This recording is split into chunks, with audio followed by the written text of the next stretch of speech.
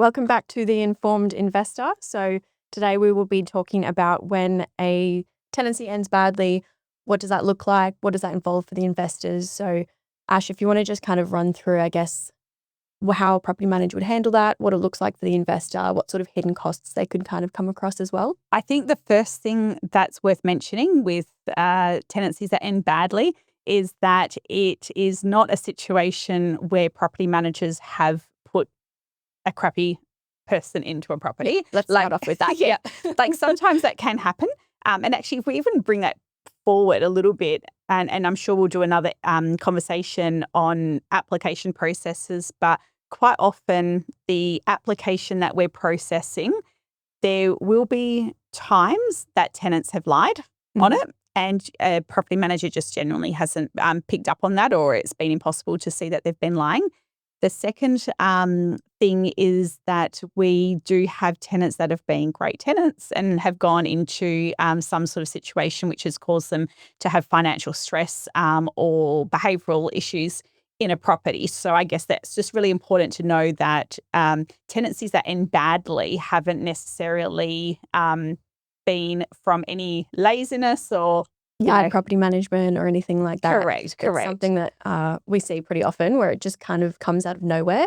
Yeah. When I had a portfolio that had a significant amount of high-end properties, you'd be surprised at how many issues actually came with those. A lot of people fall into, bad situations with their relationships, family, deaths. And obviously when you're in a higher end property, the rent is so high. As soon as there's some sort of hiccup, it can really spiral very quickly. And not, the bond doesn't always cover the arrears, let alone any damage to the property. So yeah, you could have the best tenant in the world. You could have a great tenant, have them in there for 6 years, and then just something happens. They hit a bump in the road in their life and suddenly it all turns around. Yeah. And every property manager is going to experience this. And I think if you hold on to a property long enough, nearly, all landlords have an issue. And I guess the difference is the severity of that bad tenancy and what level that looks like. So I guess I'll share a few stories of the really bad ones that we've had, because we've had some shockers. Yeah. And I've never had them in the whole 20 years with SoCo. So we have had one that was, I think it's okay to share, isn't it? I'm not saying addresses or names or anything. Yeah. No identifying info. No, okay. It'll be fine. All right. So one recent one, which was also incredibly sad, was the tenancy where we had a high needs child, that one in the property. Oh, yeah.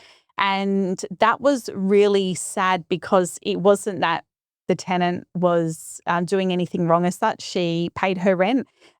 She did have a high needs child that did damage the property, and it went on for a long time. We, or the property manager, tried to handle that and handle that behaviour for a long time. And then it got to the end of the tenancy where the owner was just like, this property is just not, is completely trash, basically. That insurance payout. Oh, how much? It was about $80,000. It was about $80,000 that this owner got paid out. And this was to the ceilings, the windows, the doors, the kitchens. We're talking everything in this property. Yeah. The property manager actually FaceTimed me from the property when she first got there, and she said it was the worst she'd ever seen. Wow. All of the windows had been smashed in, and she actually said she could tell because the glass was on the outside, outside around the property. The windows had been smashed from inside. The walls had been damaged down to the brick. All of the lino had been pulled up. All of the doors were snapped. It was I was really shocked as well. I've never seen a property that bad. I've definitely seen properties in a very dire state. And most of the time they're full of a lot of rubbish. This one was pretty empty, but it was just, honestly, I'm surprised the owner didn't think about knocking it down. Wow. Yeah. Wow. I actually never ended up seeing any of the videos of it. And before people sort of say, well, how did you get to that stage? What I would say is that during the tenancy, the tenant did replace the doors when it was damaged, the window when it was damaged. Constantly, this poor tenant was repairing things on a weekly basis. And it actually got to a point where it was this is actually really unfair in a way, because he's just going to do it again. The expenditure that she had to spend, and yet you sort of, and she did, but it sort of got to that point where like, this is just not making any sense when it's just going to happen again. Like, I would actually just rather the door be removed and then just deal with it at the end. Yeah. You know what I mean? So I guess that's an extreme situation of good tenant, good references, good situation. Not a good situation, but good tenancy, just a really unfair situation for her and what she was coping with. So that is an example of I guess, I mean, I'll probably get crucified for saying bad tenancy, but for a Tenancy gone wrong. Tenancy gone wrong. Thank you. Let's put it that way. You're much better at those words than I am. Second property, our second one we had was where the tenant had been in the property, I think, for 3 years. This was one of Chelsea's, 3 years. And within 6 months, he went through a psychosis. Yeah. And that property was also, that was really left bad. That had multiple skip bins. But again, like, good tenant for 3 years, 2.5 years, went through a psychosis. And that one got to a point, I don't know, did you know this? Did you know that when the contractor went to the kitchen and he actually threw up in the kitchen? Did you know that? Yeah. Chelsea told me. Yeah. Like that's how bad it was. Yeah. Oh God, which I shouldn't laugh about. That's really bad. But that was another big claim. Yeah. Which was resolved.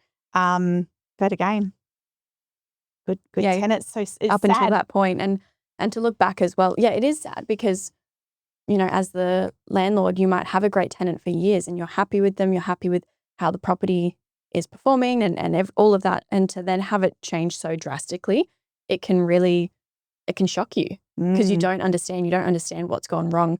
So for the property manager's side of it, where we do unfortunately see this, we kind of have that extra context or understanding, but not typically until towards the end. So if the tenants were able to talk to us, and we do try and offer as much support as possible. So if we know that people are going through financial hardship or maybe some more personal issues, we try and point them in the right direction of resources that can help them. But so often they just don't feel comfortable talking to us about it, or maybe there's an element of shame and they just bury their head in the sand until it gets to the point where it's too far gone. Yeah, that's always the way.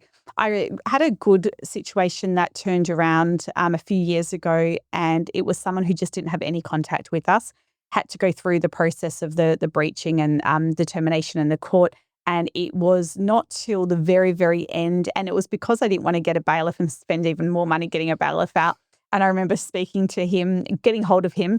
And he actually said, he goes, when we got chatting, he said, I regret not speaking to you earlier. And it was the conversation we ended up having was, listen, I know that you've gone through some financial stress. That does happen. I get that.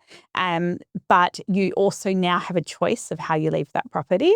And I actually did say you can be an asshole and leave it bad, but that, you know, literally costs you nothing to remove all your stuff and to clean the property and do the right thing from a behaviour point of view. The rent arrears I can deal with separately. And I booked in a cleaner just in case for the Monday. And I swear to God, I went to go do the final on a Monday. The place was spotless. Oh, wow. Everything removed, cancelled the cleaner, and then it was just a simple insurance claim for the rent.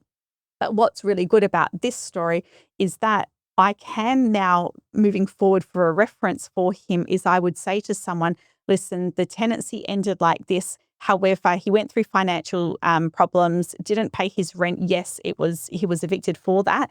However, he did the right thing and he left the property empty, clear, gardens done, cleaning done. He actually had his family do a busy bee.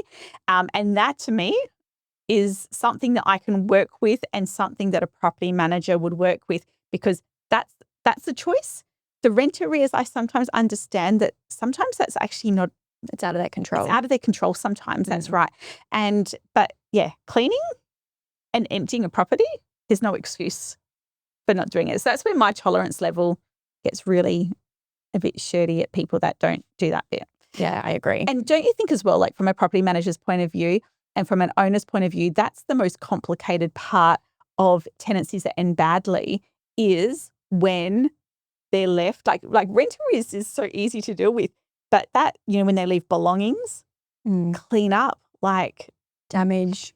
Do they want this stuff? Do they not want it? Do you throw it out? Do you remember that one that we had where he absconded? He actually ended up driving over to, it was in Parmelia, I think. He drove over to Queensland And the place, he literally left the whole place. Yes, I remember this Do you remember one. that? Yeah. And we had someone go Because in. the lights were left on. The lights were left on. Yeah. And someone went in there, or it might have actually been Sammy that went in there and said, Ash, I just don't feel comfortable emptying this property. Like there is literally photos, like personal belongings. Like that's just actually left everything. He left everything. That's actually that's a harder a harder one to deal with, because when tenancies do end badly. So I guess we'll go into the protocol of that, which is going to be different for each state that you're in, I would imagine. So really what happens is we have, depending on why you're evicting them, whether it's rent or damage, etc. Yeah. You go through the process of terminations and breaches, and then you get to the vacate date or the end of those notices, and then they don't return the keys, and then you have to go to court. And how long's court taking these days? Oh, at least 3 weeks for a date. Yeah. It depends on which court. Some of them are a bit quicker. Yeah. Others you can wait up to 4 weeks for a hearing. So then you get that hearing in 4 weeks. Like you literally can't do anything till you got that, because you have to have permission from the tenant or confirmation that they're vacated, basically. And we can't just go in and change the locks. No. As much as we'd like to sometimes, there is legislation, there's processes that have to be followed. And honestly, I've had that question so many times over the years. Can't you just go in and change the locks? Yeah. Imagine if we could do that. That would just... Yeah. I think you can in commercial, can you? Can you? I think you might be able to. Bill. Yeah. Don't quote me on that, but I think you might be able to. So ideal, like in an ideal world, if a tenant could just simply just message to say vacated, keys on site, or even vacated, lost keys. Like, don't care. Give us anything. Just give us anything. That's right. Just give us that, because that saves us. It just means that we can move on with the property and not have to go down this formal process. So then what happens is you get your vacancy date, and then you wait for that date to come along because you haven't heard from the tenant. The vacate date turns up, the court-approved vacate date. They still haven't vacated, but they could still be living in the property as well. So you don't know at this stage. So you then have to order a bailiff. And this is the part that... This is so frustrating. Is. I sat with one of the property managers last week to go through the process. She hadn't applied for a bailiff before. It's not an easy process. There's certain documents that the owner has to sign. We can't act on their behalf because it's a civil document. And the whole process costs over $800 to the owner. So this is where it's so important to have good landlord insurance. But it's also something that people don't realise is when it comes to ordering a bailiff, it's charged per person at the property or per tenant on the lease. So if you have 5 tenants on the lease, you'll be charged per person. Are you kidding me? Yeah. Is that new? As long as I've been doing it. Wow. Maybe I've only ever evicted one person. So when you actually look at the breakdown of costs when you're ordering the bailiff, so it typically starts from about $800 anyways, but the actual, they call it the delivery cost. If you add multiple tenants, it's per person on the lease agreement. There you go. So I've had bailiffs that have cost over $1,200 because there were, I think at that time it was 4 tenants on the lease. And then I don't know about the travel cost. The last time I checked it, they also charge based on how far, obviously, the property is from the bailiff's office. So if you've got a property that's really far away and you've got multiple tenants, you can be up for a massive cost. And that's just to get them out in the first place. That's before we've even gone into the property and seen what state it's in. Yeah. So a bailiff goes out to the property, and they're the ones that actually remove the person or the tenant from the property. And I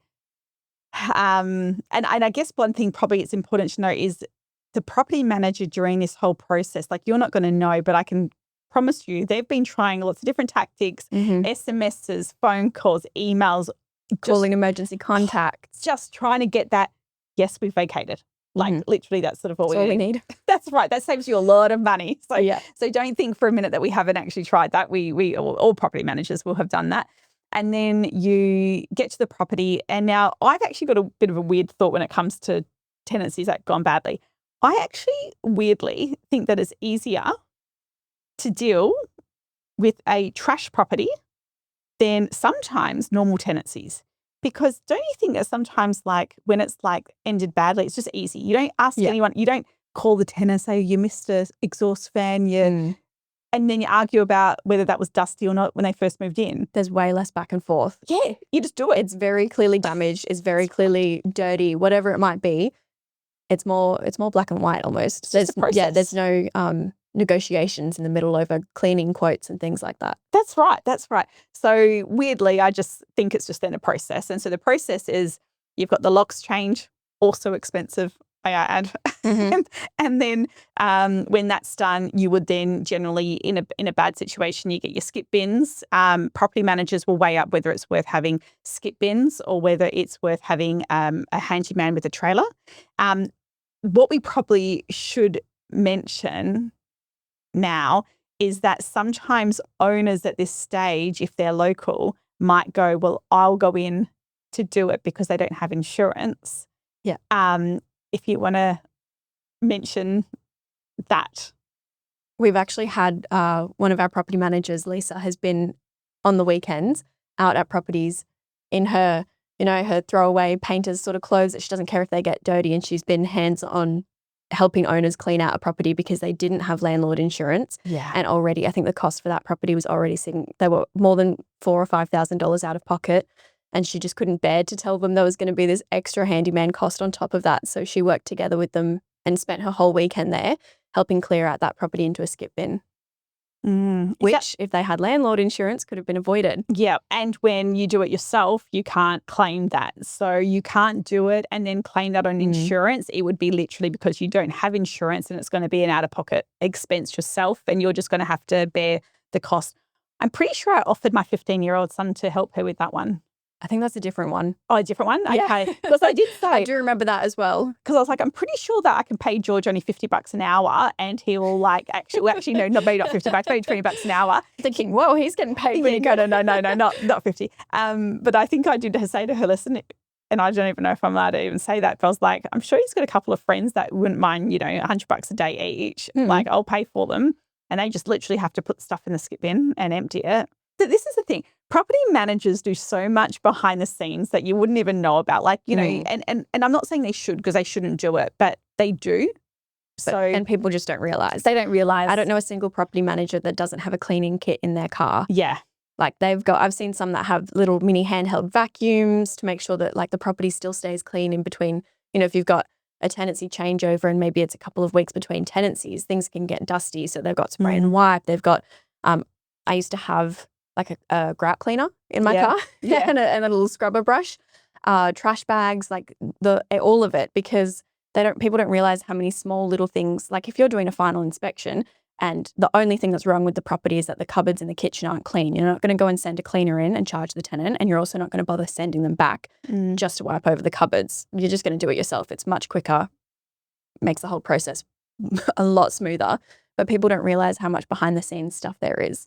I think there is part of that where it's like it's easier for me to do it. But there's also times where I'm like, I literally can't be bothered arguing with anyone because I know they're going to want to argue with me, like whether it's a tenant or an owner. I can't be bothered for that. I'm just going to do it myself. And it's a shame that we've had to go down that road. But unfortunately, there's a lot of you guys that are very hard work to deal with and to keep us mentally sane. It's just easier for us to not even argue. Like we don't want to argue over it either. So that's, I guess, a little bit of a mindset that sometimes we have. Something else that kind of comes to mind is in the past I've had tenancies that I took over from another agency and they either didn't have an ingoing property condition report or there were entire areas missing. So when it came to the final inspection, I didn't have anything to hold the tenant accountable to. So it's not just that, maybe it's not worth the, I guess, conflict part of us sending the tenant back. It's that we physically didn't have a leg to stand on to send them back. So either my two options were I either did it myself or the owner was out of pocket for that cost. And that's not fair on the owner either, that the previous agent hadn't done their job properly. Yeah. And that's when I ended up, pulling weeds and on my hands and knees with garden gloves on. Yeah. I know. It's hard. I mean, every property manager's done it, and I guess that's why you have a property manager look after your property, because these are the things that happen behind the scenes that you'll just never, ever know about. Can we just quickly touch on the mindset of a landlord with regards to how how can a landlord move on when they have had a tenancy that's ended badly? How can we make sure that they don't blame future tenants for this experience? Like, so for example, like I just feel like every tenancy deserves to be reset because they're not the last person. Like, and sometimes what we can find is that landlords want to completely scrutinize, not trust applications, maybe not even trust the property manager because, you know, they've been burnt before. So I mean, I don't even know if there's an answer to it. How can owners reset their mind, brand new tenancy, brand new situation, move on from the emotional and financial stress that caused, and not let it affect their ability to maintain that, sustain that property?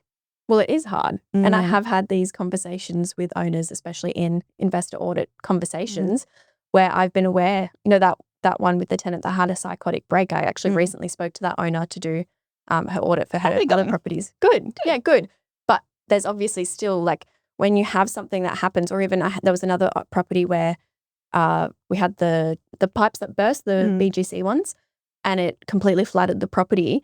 This was down in Secret Harbour. And so those owners, same thing, like they had this property that they'd freshly renovated and they were ready to release, and then a pipe burst in the ceiling and flooded the house and we had to start again. So, and both of these conversations with these owners were on the same day. So I felt like I was having this discussion, I guess, a lot that day was we understand that you have gone through emotional stress with this property, and we understand that you're going to be apprehensive about what happens moving forward. So for the owner where the pipe had burst, that was of no fault of anyone's, but the owner where the tenant had gone through that episode and had damaged the property so badly, it was really just about speaking to them and making sure that they understood what processes were being followed out on our end to do everything in our power to make sure it doesn't happen again.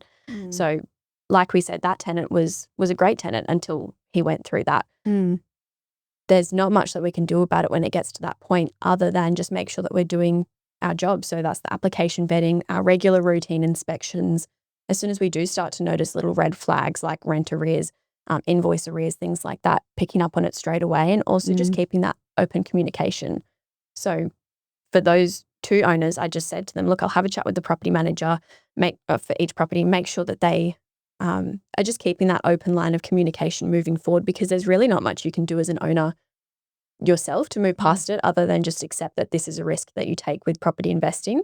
Yeah. And then making sure that you have landlord insurance so that if it does happen again, you're covered. But as long as that property manager understands, they can, I guess, navigate the management of that property with a little bit more care or a little bit more of a high touch approach, because they understand the context of, we've had a lot of issues with this property before with, where maybe a different owner might not care about little small things that they've picked up on. They understand that for this specific property, the second that there's any sort of red flag or the second that they might need to be having these discussions, just making sure that the owner is kept in the loop throughout that process. Yeah.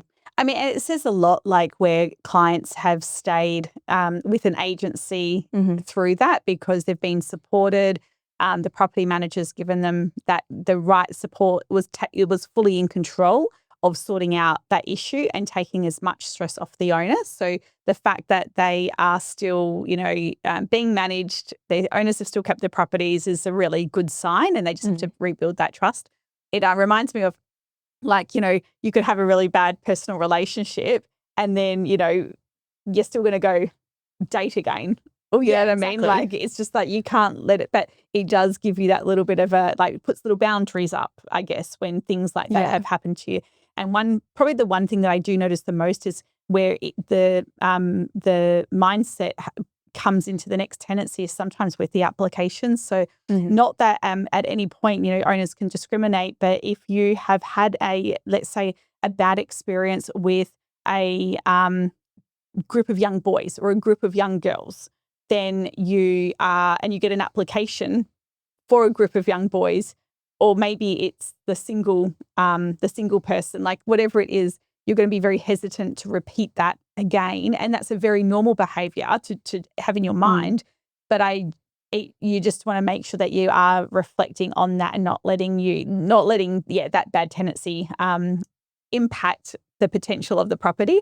So and every owner has different ideas. So for example, in a single tenancy, where this person did go through a psychosis and lost a job, for example, someone might be hesitant to take on a single person because they've got no support at home. For example, they might prefer the family, because sometimes in my history is I found that country boys and country girls, there's a big difference. So country girls can sometimes cause you more problems than what a group of country boys. Okay, interesting take. Do you know why? Why? Well, number one, because of my experience of them.